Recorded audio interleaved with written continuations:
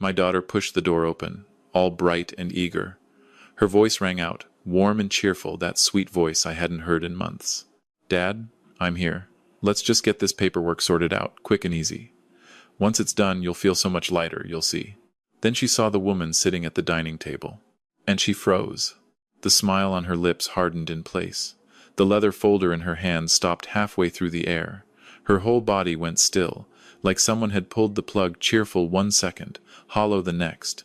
My daughter, 39 years old. A woman who once argued a parking ticket down to nothing in front of a judge. And yet in that moment, standing there in the middle of my kitchen, she couldn't get out a single word more. Behind her, a lawyer in a pressed gray suit stood frozen stiff, his hand clenched around a folder with my name printed on the spine.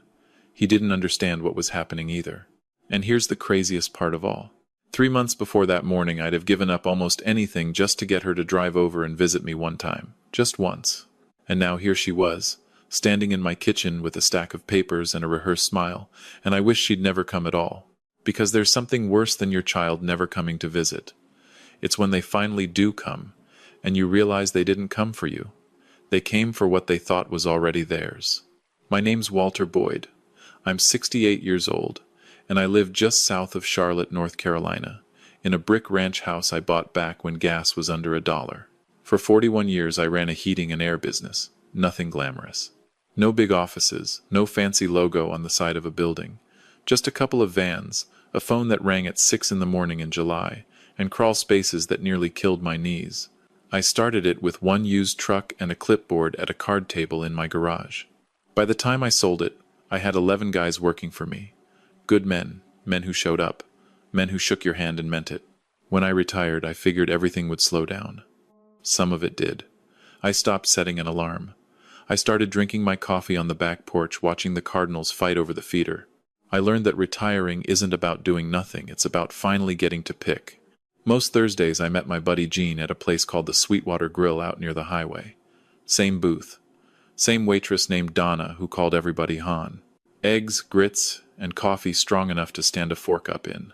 I drove the same beat-up Chevy Silverado I'd had for a decade. That truck wasn't pretty.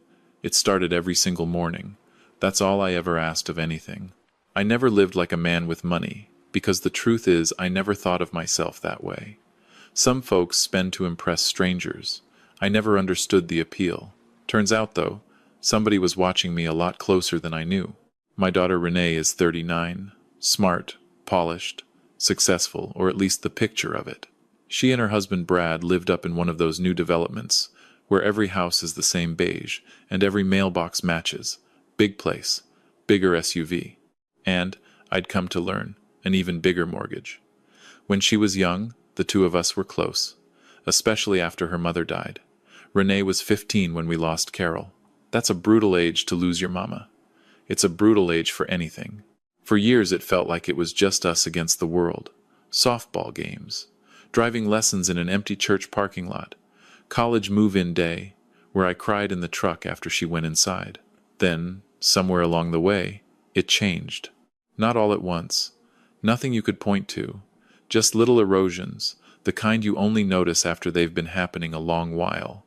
The calls got shorter. Birthdays shrank down to a text. Visits got rare, then rarer. When I called, she was busy. When I suggested lunch, she had a thing. When I asked her to come by, there was always something. At first I blamed life. People get busy. I get that. But then the questions started. Out of nowhere she'd call and ask things that didn't sound like her. "How's the house holding up, Dad? You keeping up with all the bills okay? Ever think about moving somewhere smaller?" Little questions. Harmless, I told myself. One night last fall, she called while I was watching the Panthers blow another lead, and after a few minutes of small talk, she asked if I was still handling all my own money. I laughed. Who else would be doing it? "Oh, nobody," she said. "Just wondering." Then she changed the subject. I didn't think twice about it then. I've thought about it 1,000 times since. I want to stop here for a second, because if you've ever had someone you love start asking you questions that feel just slightly off, questions wearing the costume of concern, you know that little prickle on the back of your neck. You tell yourself you're imagining it. You don't want to be the kind of person who's suspicious of their own kid. So you swallow it. I swallowed it for months. The thing that finally got my attention came in the spring. A fella named Curtis who used to work for me called one Saturday. 20 years that man ran ductwork for me. Good with his hands, better at gossip. After we talked fishing and grandkids for a while, he went quiet. Then he said, "Walt, I gotta ask you something and I hope it's nothing. You doing all right, up here?" And he tapped his own head, like I could see him. I said, "Last I checked. Why?" He got real uncomfortable. Then he said it. "Renee's been telling folks you're having memory trouble, forgetting things, getting confused." I remember standing at my kitchen window. The feeder was empty. Nothing moved out in the yard. For a second, I genuinely thought I'd misheard him. My own daughter, telling people my mind was going. I thanked Curtis and hung up and just stood there. Now, I want to be straight with you. That phone call didn't make me angry. It made me dizzy. Because there's a special kind of betrayal in someone using your own mind against you. They're not just lying about you. They're trying to make you disappear while you're still standing right there. If you've ever had someone twist who you are to get what they want, you know it doesn't make you mad first. First, it makes you doubt yourself. And that's exactly what it's designed to do. A week later, Renee called. And for the first time in months, she was warm, sweet, even. She asked about my health, my plans, my finances. Then she floated the idea of stopping by, not alone, with a lawyer to help me get some paperwork organized. "Everybody should have this stuff in place, Dad," she said. I agreed to meet. But something down in my gut had gone cold and quiet. That night I sat at my kitchen table and looked at a photo stuck to the fridge. Carol, Renee, and me at the beach in Wilmington. Must have been 2004. Renee's got a sunburn and a snow cone and a grin with a missing tooth. And I sat there and thought something that made me sick to my stomach. I wondered whether my own daughter still saw me as her father, or as an account she was waiting to access. I hated myself for thinking it. That's the truth. So I called Diane. Now let me tell you who Diane Carver is, because Renee had a whole story about her that was never true. Diane wasn't an old flame. She wasn't a secret girlfriend. She'd never once tried to take Carol's place. Diane ran the office side of my business for 15 years. When Carol got sick and I couldn't see straight, Diane covered payroll. She handled the schedule. She'd drop off supper at my house and stand in the doorway until I promised I'd eat it. She was my friend. That's the whole story. But 15-year-old Renee didn't see it that way.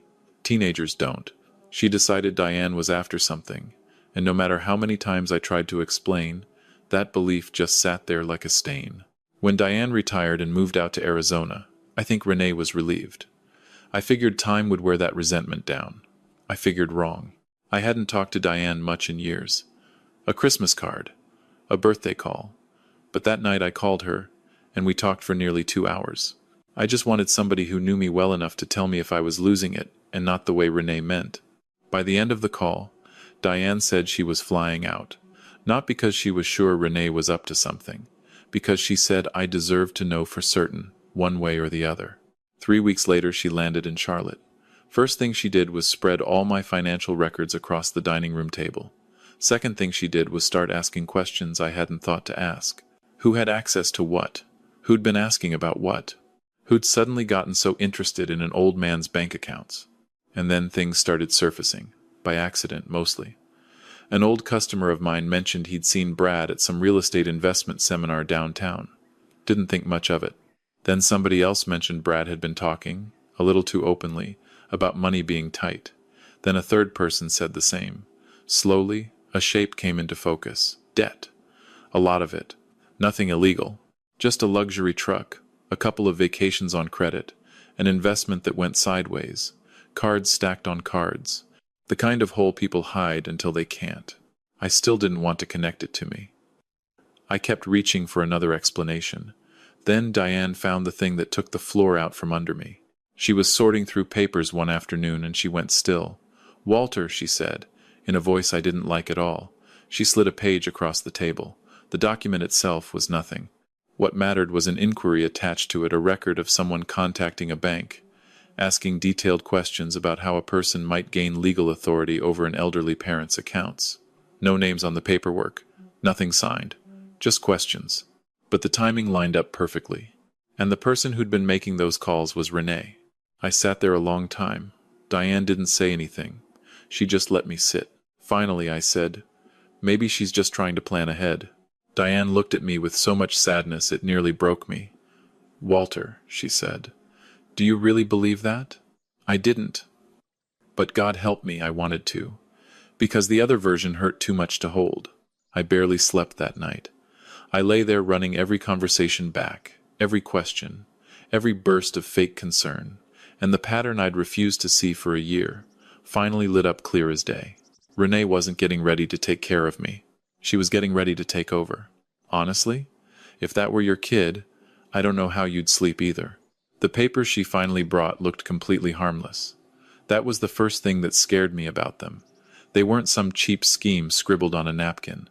They were clean, professional, tabbed and organized in a navy folder with little arrows pointing at every signature line. Glance at them quick and you'd think they were ordinary planning documents.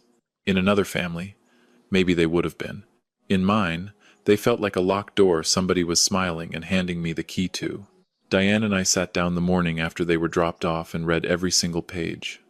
The house was dead quiet except for the fridge humming and the scratch of Diane's pen on a legal pad. She was always good with details. Back in the business, she could spot a billing mistake from across the room. I'd swear everything looked fine and she'd put one finger on a line and say, "That right there is going to cost us." She was usually right. She read it twice. Then she circled a paragraph and looked up. "Walter, this gives Renee a whole lot more power than she let on." "How much?" She pushed her glasses up. "Enough to make decisions about your accounts, your property, your investments, if certain conditions are claimed." My stomach knotted. Claimed by who? That, she said, is exactly the problem. The language wasn't dramatic. That's how these things work. They don't flash a warning light. They bury it under soft words. Prudent, necessary, best interest. But what it meant was plain. If I signed, my daughter could take broad control of my money on the argument that I needed help. It wasn't a forgery. It wasn't criminal. But in the wrong hands, it was a wide open door. And I was finally letting myself understand whose hands those were. That afternoon, Diane called the lawyer. Kevin was his name. Not to threaten him, just to ask. She put him on speaker, and I sat there with my arms crossed, trying not to feel like a fool in my own kitchen. He was polite at first, careful. Then Diane asked him what exactly he'd been told about my condition. There was a pause. Miss Boyd expressed concerns about his ability to manage certain affairs. I sat up. Diane's eyes cut to me. Which Miss Boyd? His daughter, Renee. What kind of concerns? Another pause. Memory issues, confusion, trouble keeping up with bills, possible vulnerability. I looked down at my hands. Rough hands. Scarred up from 40 years of sheet metal and copper. But not helpless hands. Not confused hands. Diane stayed calm. Did you ever meet with Walter before you drew these up? He hesitated. No, I was told it was time-sensitive, and that he'd already agreed in principle. I almost laughed. Not because anything was funny. Sometimes the pain just comes out sideways. I had not agreed in principle. I'd agreed to listen to my daughter. There is a canyon between those two things. After the call ended, Diane sat quiet a minute. Then she said, "He's not the villain here, Walter." "I know," I said. And I did. He'd been handed a story and believed it. Knowing that didn't make it any softer. For the next few days I carried those papers around in my head like a rock in my shoe. I'd be brushing my teeth and suddenly hear my daughter telling a stranger I was confused. I'd be standing in line at the Harris Teeter and remember her asking about my bills. I'd drive past my old shop on South Boulevard and my chest would cinch up tight. And the crazy thing is, I still wanted to defend her. I kept building excuses. Maybe Brad pushed her into it. Maybe she was scared about their money. Maybe she saw me forget where I put my keys one time and panicked. Maybe it started as worry and just rotted into something else. That's what we do as parents, I guess. We keep hunting for the good version of our kids, even when the evidence is sitting right there on the table. One night I couldn't sleep at all. Got up around 2 in the morning and made toast I didn't even want. Stood there in the dark eating over the sink like some sad bachelor in a commercial. On the fridge was a picture of Renee at 6, holding up a bluegill she caught off a dock at Lake Norman, grinning like she'd hauled in a marlin. I touched the corner of that photo, and for one dangerous second I thought about just signing the whole thing. Just to make it stop. Just to keep my little girl. I want you to sit with that for a second. Because if you've ever loved somebody who was hurting you, you know that pull. The voice that says maybe if I just give them what they want, I get to keep them. That voice is a liar. But Lord, is it convincing at 2 in the morning? The next day, Diane came over with a folder of her own and a face that told me she hadn't slept either. Not tired, sleepy, tired heavy. The kind of tired that comes from finding out something true that you wish wasn't. Walter, she said, sit down. I sat. She laid out 2 printed emails. Nothing she'd gotten illegally, just an old contact of hers in real estate who confirmed that Renee and Brad had been asking around about my neighborhood. Recent sale prices? How fast a brick ranch like mine would move in this market. They'd called it planning ahead. That phrase again. Planning ahead. I stared at those pages. My house isn't fancy, but it's mine. Carol picked the paper in the hallway. I put the deck on myself, one board at a time in the heat. Renee's height is still penciled inside the pantry door. 6 years old to 15. The marks getting higher and then just stopping. And my daughter had been out there discussing the sale of it like it was a used riding mower. I didn't yell. I didn't break anything. I just sat there. Diane waited. After a while she said, I'm sorry. And that was the moment the guilt started to lift off me. Not all of it, but enough. I still loved Renee. That never changed. But loving somebody doesn't mean standing still while they measure the floor you're standing on. For the first time, I quit asking whether my daughter would hurt me. And I started asking how far she was prepared to go. By July, I'd made up my mind. Not just about the papers. About all of it. The house. The money. My whole life going forward. Most of all, I'd decided I was done being a spectator at my own funeral while I was still breathing. But I didn't want a screaming match. I didn't want lawyers throwing folders across a table. I didn't want one of those ugly blow-ups where everybody storms off and nothing's ever settled. I wanted the truth out in the open, in the daylight, where it couldn't be twisted later. So I threw a cookout. Every 4th of July for years I'd had folks over to the backyard. Neighbors, old co-workers, family. Nobody thought a thing of the invitations going out. Renee and Brad said yes immediately. And that told me everything. They still thought I was going to sign. The 4th came up sunny and warm, mid-80s, one of those Carolina days that almost makes you forgive August for what's coming. Around noon I got the grill going. Burgers and brats, and the smell drifting across the yard. Kids running through a sprinkler. Somebody's Bluetooth speaker playing old Alan Jackson by the picnic tables. My neighbor Roy spent 20 solid minutes explaining why his grass was greener than everybody else's. Nobody asked. He told us anyway. For a few hours it felt almost normal. Almost. But I could feel it sitting in my chest the whole time, heavy and waiting. Renee got there around 3. Brad trailed behind with a bowl of potato salad. He shook my hand. Renee hugged me quick. Too quick, then her eyes started moving around the yard. Looking. Searching. Checking. I saw it. I didn't say a word. Diane showed up a little after. The second Renee spotted her, that smile pulled tight at the corners. Most folks wouldn't have caught it. I caught it. The afternoon rolled on. People ate and laughed. Roy told the same fishing story twice, word for word, and not one person had the heart to stop him. From a distance, it was a perfectly nice party. By 6, most everybody had eaten. The sun was getting low and the shadows were stretching long across the grass. That felt like the moment. I stood up and tapped my glass with a fork. Nothing dramatic. Just enough. The talking trailed off. Everybody turned my way. I cleared my throat and thanked them all for coming. A few people smiled. I looked around at all those faces, people who'd known me 20, 30 years. Then I looked right at Renee. Diane and I said, have spent the last several months getting my affairs in order. I watched my daughter go rigid, Brad too, and I learned some things along the way. The yard got quiet, real quiet. Nobody knew where this was headed, including, I think, Renee. I didn't raise my voice. I didn't point a finger. I just started telling it. How I'd heard, from an old friend, that I was supposedly losing my memory. Heads turned. Renee's face froze solid. Then I laid out the documents. The request for control over my money. The questions somebody had been asking a bank. No drama, no tears. Just facts, set down one after another like bricks. And I watched it move through the crowd, confusion first, then discomfort, then something colder. Concern. Renee broke in. Dad, that's not fair. I looked at her, calm as I've ever been. Which part isn't fair? She opened her mouth, closed it, opened it again, and nothing came out, because facts are awful hard to argue with when 40 people are standing there listening. Brad jumped in.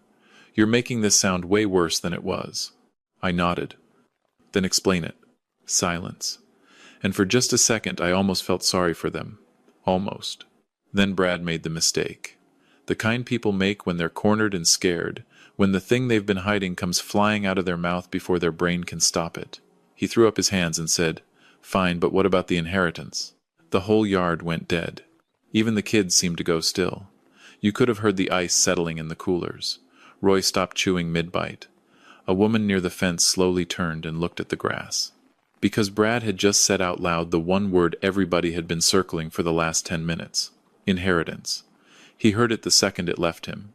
His face went gray. Too late. You can't unring that bell. I let it hang there a few seconds. I wanted everyone to really sit in it. Then I reached into a folder beside my chair. Not for show. I just wanted everything on paper, in the open, witnessed. Funny you should bring that up, I said. Renee looked like she wanted the earth to open up and take her. I sold the house, I said. The words hit like a dropped cinder block. Renee blinked. What? 3 months ago. It's already closed. Brad stared at me. Walter, what are you talking about? I almost laughed. And again, not because it was funny. Their shock was just so completely real. They'd spent months making plans around something that hadn't belonged to me since spring. I moved nearly everything into an irrevocable trust, I said, a while back. Renee's face went white. The exact same white it went the day she first walked in and saw Diane at my table. And then I gave them the part I'd kept locked up, the part nobody saw coming, and before either of you says it, Diane isn't getting a dime of it. That turned every head in the yard. Even Diane looked a little amused. She's just helping me manage it, I said. Nothing more. Renee stared at me, lost, desperate, trying to do the math and coming up empty. So I gave her the last piece. Most of what I've got, I said, is going to fund scholarships. For young people going into the trades, right here in Charlotte. Kids who want to learn to do what I did. Nobody made a sound. A breeze moved through the oak in the corner of the yard. Somewhere down the street a dog barked. And I swear to you, all I felt was light. For a year I'd carried this, the suspicion, the hurt, the not knowing. And right then it was just gone. Renee shook her head slowly. Dad, why would you do that? And the answer came easier than I expected. Because opportunities like that are what built my whole life. I paused. And because my future belongs to me. She looked away. Her eyes filled up. For a moment I thought she might fight it, might say something, might defend herself. Instead, she just stood up. Brad stood with her. Neither one of them looked at a single soul. They walked across that yard, past the picnic tables, past the grill, past 30 years of birthdays and cookouts and Christmases. Nobody stopped them. A minute later I heard a car door slam, then another, then nothing. I watched their taillights disappear down the road. And for the first time in years, I didn't chase after my daughter. I didn't call. I didn't apologize for something that was never mine to apologize for. I just stood there in the last of the summer light and breathed. I'll be honest with you, though, because I don't want to make this sound cleaner than it was. The morning after, I woke up before the sun, the way I always do. And for a few seconds, everything was fine. Then I remembered. The cookout. Brad's mouth. My daughter walking away without looking back. And I lay there waiting to feel like I'd won. I never did. That's the part nobody warns you about. Standing up for yourself feels right. Losing a piece of your family feels like grief. And both of those things can live in your chest at the very same time. A week later, I closed on a little condo up near the lake. 1,200 square feet, 2 bedrooms, a small patio, a sliver of water you can see if you lean left in the living room. Perfect. At my age, I wasn't chasing impressive. I was chasing peaceful. Packing up the old house wrecked me a little. Memories kept jumping out from behind boxes. The hallway where Renee raced her friends. The kitchen table where she did her algebra. The pantry door, with all those pencil marks. I stood staring at those marks a lot longer than I'd admit to anybody. Then I closed the door. Some chapters deserve your respect. They still have to end. The first weeks at the condo were quiet.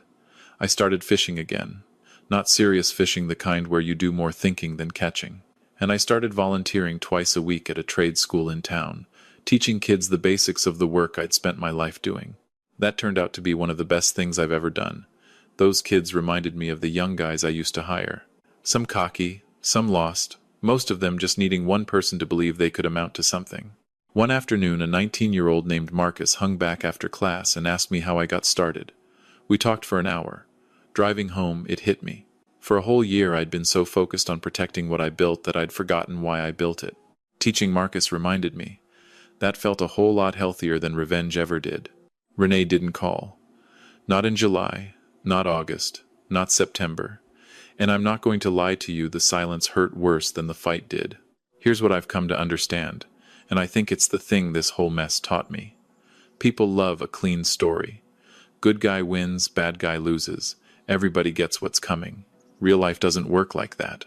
Renee wasn't some cartoon villain. She was my daughter, the little girl who insisted on wearing rain boots to church because she thought they were fancy. The teenager who sobbed when her dog passed. The young woman who hugged me at her college graduation and whispered, "We did it, Dad." I can't erase those. I wouldn't if I could. And here's the part I really want you to hear, especially if you're carrying something like this right now. The mistake most people make is thinking you have to choose. Help your family, or protect yourself. Love them, or have a boundary. Like it's one door or the other. What I finally understood, what nobody else in that backyard understood, is that those aren't opposites. You can love somebody all the way down to the ground, and still refuse to let them take what's yours. That's not coldness. That's the only kind of love that survives. So if you're sitting there tonight with a knot in your stomach over somebody in your own family, let me give you one small thing you can actually do. Write down, plain and honest, what you've been excusing. Just for yourself. Not to attack anybody, just to stop lying to yourself about the pattern, because you can't protect yourself from something you won't let yourself see. And then ask yourself this one hard question, and sit with it a while. Am I keeping the peace, or am I just avoiding the truth? 4 months after that cookout, my phone rang on a Tuesday night. I was halfway through a plate of meatloaf, watching the weather. The screen said Renee. I just looked at it a second. Then I answered, "Hello." A pause. Then, "Hi, Dad." She sounded nervous. Older, somehow. Not in years. In experience. We talked stiff at first. The weather, her work. Nothing that mattered, the way strangers talk. Then the real thing finally came. She took a breath and said she'd been angry, humiliated. I said I knew. And then she surprised me. She didn't ask about the money. Didn't mention the trust or the house. Instead, she said, "I think I stopped seeing you as a person." That just hung there, heavy and honest and awful. She kept going. Everything turned into numbers, plans, problems to solve. And I kept telling myself I was just being practical. I looked out my window at the water catching the last orange light, and something in my chest finally came loose. Not forgiveness exactly, not all the way, but understanding. I wasn't perfect either, I told her. I should have asked the hard questions a lot sooner. She laughed, soft. First real laugh I'd heard from her in a long, long time. Then quiet. "I'm sorry, Dad." 3 words. No excuses tied to them, no conditions. Just that. I closed my eyes. I'd imagined that moment for months, and when it finally came it was smaller than I'd pictured, and somehow it meant more. We talked nearly an hour. Nothing got fixed all the way. We didn't magically turn back into who we used to be. Trust takes a lot longer to rebuild than it takes to lose. But it was a start. And before we hung up, I told her the thing I'd been turning over for months. "You never lost your father, Renee." The line went quiet. Then I said, "But my life was never yours to manage." She didn't argue. She just said, "I understand that now." After we hung up, I sat in the dark a while, listening to the boats out on the lake, wondering what Carol would have made of all of it. Probably that families are complicated and that love, real love, sometimes has to have a fence around it. I think she'd have been right.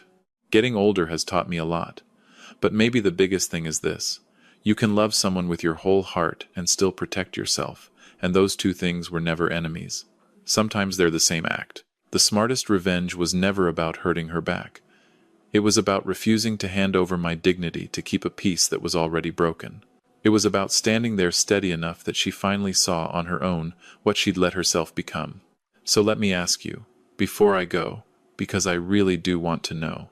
If you'd been standing in my backyard that day, comment a 1 if you think I did the right thing, comment a 2 if you think I went too far, or comment a 3 if you think I should have confronted her in private instead of in front of everybody.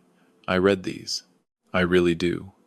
And tell me where in the world you're watching from, and what time it is there right now, because it amazes me to think of all of us scattered across the map, sitting with the same kind of story.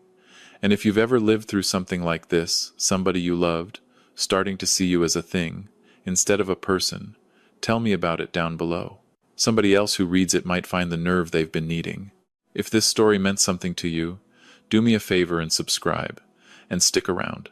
I sit down and tell these stories because I believe the ones we share out loud help the next person carry theirs, and I'd be glad to have you back for the next one. This is a fictional story inspired by real emotional experiences, fully rewritten and reimagined in Charlotte to create original content. Any resemblance to real people or events is coincidental.